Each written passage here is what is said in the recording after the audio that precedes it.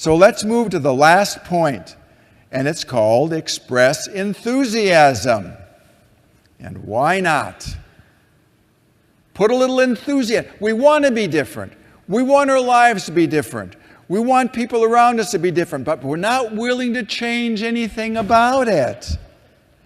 Put yourself at risk sometime. Step out on the edge. You familiar with Portland, Oregon? Anybody at all? Portland, Oregon?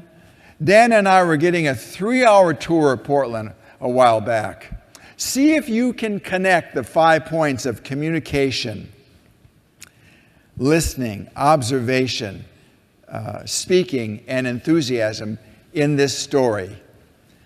We were getting the tour of Portland, and Ruth, I think, was taking us. She was a redhead, and we were going over the bridge, under the bridge, over the bridge, under the bridge. I mean, she was trying to take us over the bridge, going the other way, but it was a one-way bridge, and she couldn't do it. I mean, we were on the off-ramp, off the on-ramp, on the off-ramp, off the on. I mean, how long did we spend on that bridge trying to get on? It must have been 10 minutes, whatever it was. Finally, we got into the downtown area at 9th and Yamhill, and the Guild Theater was there. You can kill the slide, that's okay.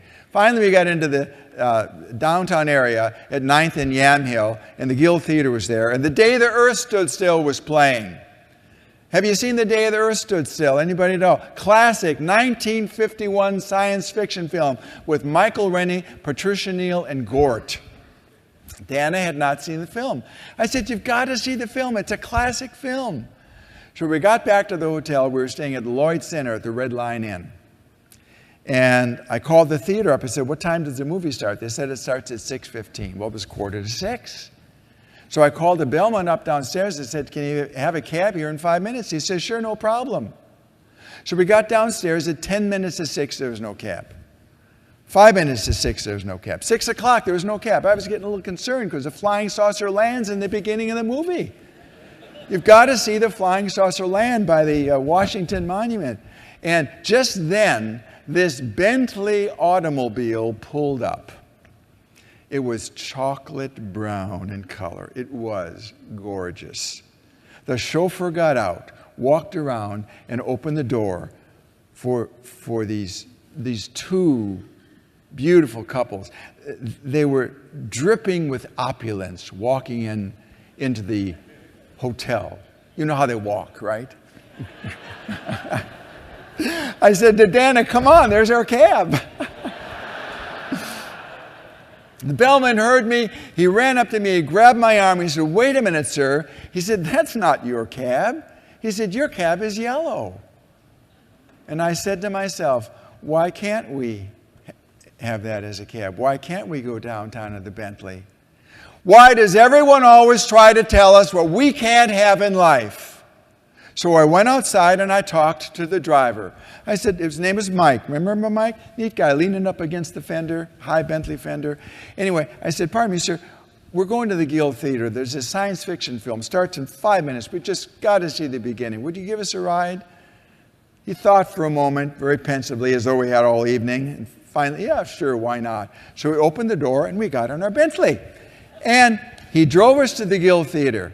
And he stopped right in front of the box office. There were 10 people in line. I counted them.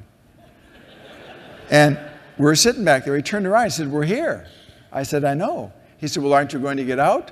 I said, well, aren't you going to open our door for us? I said, after all, we are riding in a Bentley. He said, okay, I'll play your silly game. So he got out of the car, very stately. He walked around and he opened the door, and this lovely couple emerged. I tipped him handsomely. We bid each other adieu. He sped off into the night. We got in line. We got our tickets. We saw the movie. Get this. When the movie was over, we walked outside of the theater, and there was the Bentley. He said, your car, sir.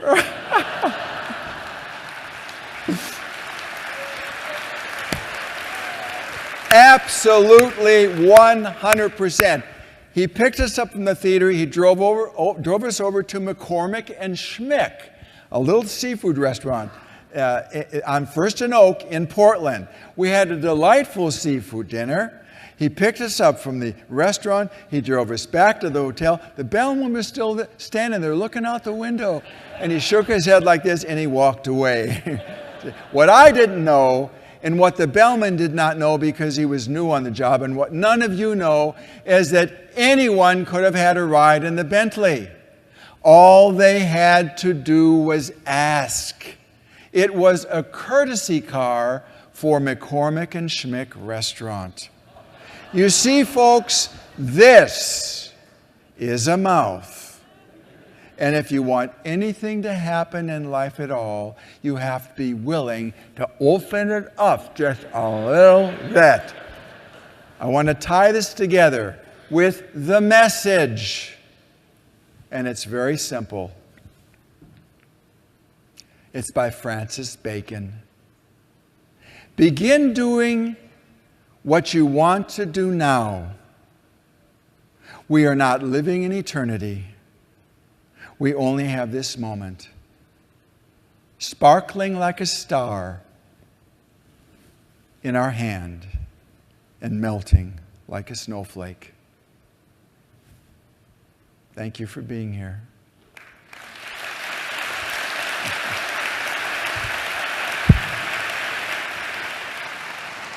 And thank you for the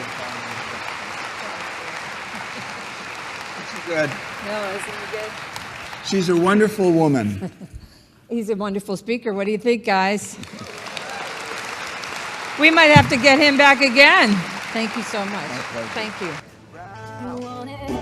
This year's remix got some phonics. I got hop, I got rockin' electronic beats. I got hip hop music with the future flow. So don't worry, even if the sky